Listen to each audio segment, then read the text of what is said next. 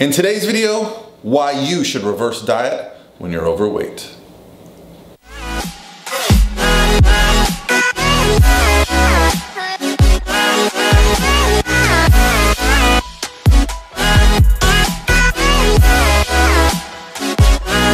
By myself. What's going on, guys? This is Paul Arbella from ProPhysique.com, and today we got Stephen Beaugrand here, head coach at ProPhysique. And guess what? Today is Science with Steve. Science with Steve. You ready? Ready. So Stephen brought a very interesting question to me, and since I typically work with a population that has been interested or involved in competition, it can kind of be confusing.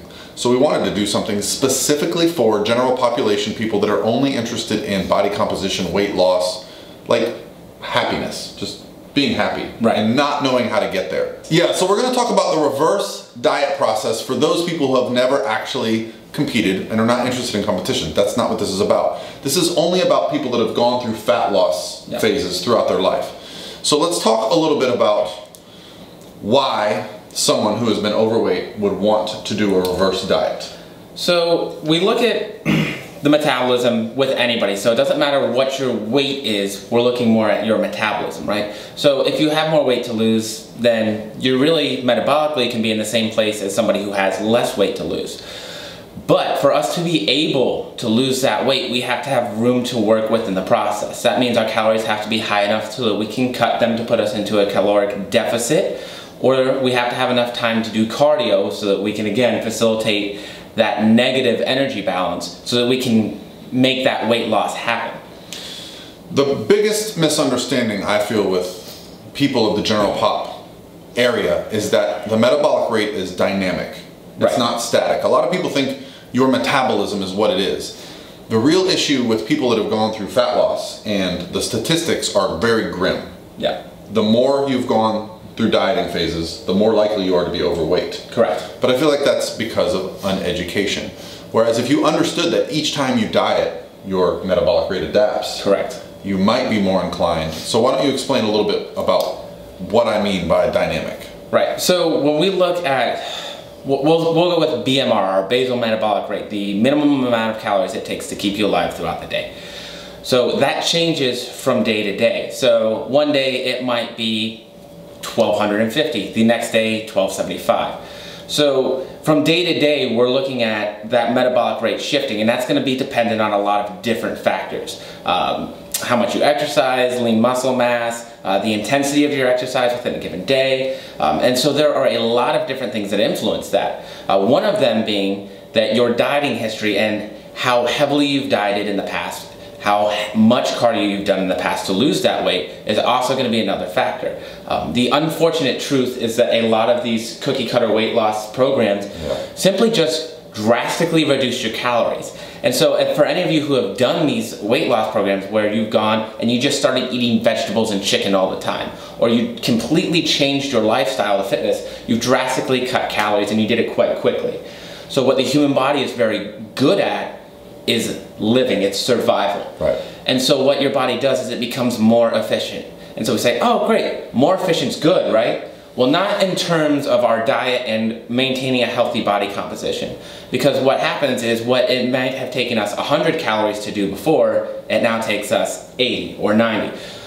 So the exact number is less important than the idea that we're getting at, that your body used to operate on this, but now it operates on this. Yeah. So when we go back to eating a normal diet again, we're now eating up here, but our body doesn't need that. It takes a much longer time for it to come back and recover.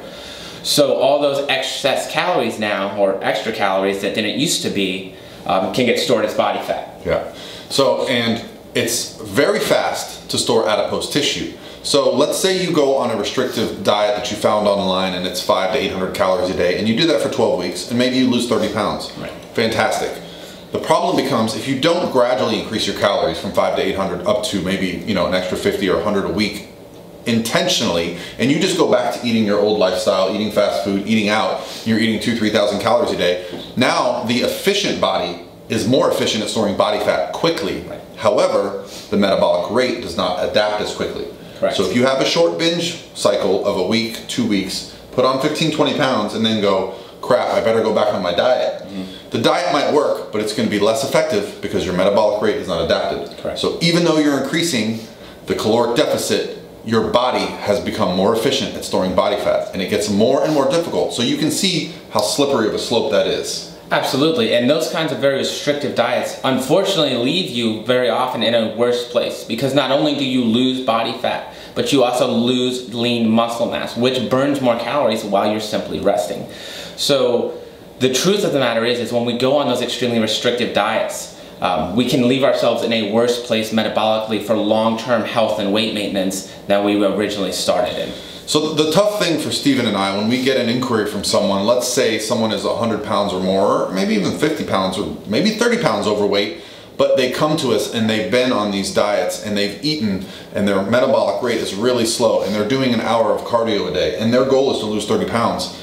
The difficult thing for us as coaches is to be honest and say, listen, you don't need to lose weight right now. Right. You need to get healthy right now. And healthy and fit are often two different things, okay? Healthy could mean we need to reverse your calories, bring your cardio down, get you into a healthy place where, yes, we can again start to lose some body weight. Right. Now, let's talk about how it's been psychologically for some of your clients.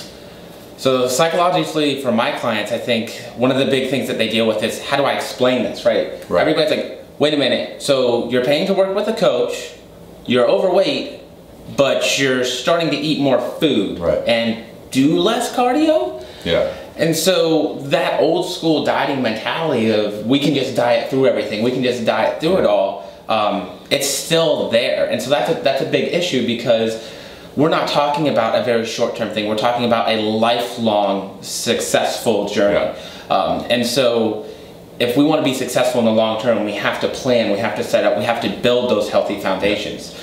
Yeah. And so what I'm going to do is I'm going to link a couple of videos that I've done, because what helps is that I've been doing this for a longer time. So I actually have clients that have gone through this process for years of reversing dieting, got themselves back into a healthy place. And so it allows me a little more freedom and a little more trust for my clients. And so that's the kind of stuff that Steven and I are doing. We're not interested in, oh yeah, we'll help you lose 20 pounds, starve somebody, and put them in a worse position than when they started. We're interested in long-term health, long-term goals. So for someone that's overweight, yeah, you might not be able to lose any weight for 6 months or a year, but when we do get you to a position where you can lose weight, it's going to be sustainable, it's going to be a lifestyle, and you're not going to be you know, on these restrictive 500 calorie diets that leave you worse off than when you started. So I'm going to link those videos below so you guys can understand a little bit about the mechanisms and actually see a couple people that have gone through this. And I think that will really help. So anything else you want to add to those that are trying to explain this to their friends and family?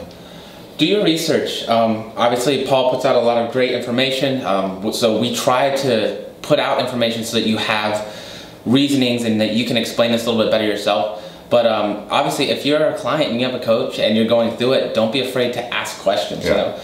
Dig a little bit deeper. That's what we're here for. We're here to explain things, because it's not just putting you through the physical process, but it's helping you to go through the mental and the emotional processes as well. So the better you can understand it, the more comfortable you're going to be with it, the more smoothly that the process is going to go. Yeah, I think one thing that might be missed is that reverse dieting, the reason we prescribe a reverse diet and not just overeating for a long period of time, because you can do that as well. You can just overeat for a long period of time, and if you maintain that, your metabolism will catch up. But for a reverse diet, what we do is we control the calories in such a manner that you don't put on body fat rapidly. The metabolism will adapt as fast as you're adding calories if you do it properly, so that you don't see an increase in body fat while we're going through this process. So that's why we prescribe this, because people want to maintain some body composition while also getting their metabolisms back to where they belong. Yeah. All right, guys, that's going to be it for me today. I want to thank Steven for his tips, and if you guys have any questions or comments, please leave them below. We will get back to you as soon as we can with them. And for inquiries, it's training@prophysique.com. Have a great day, guys.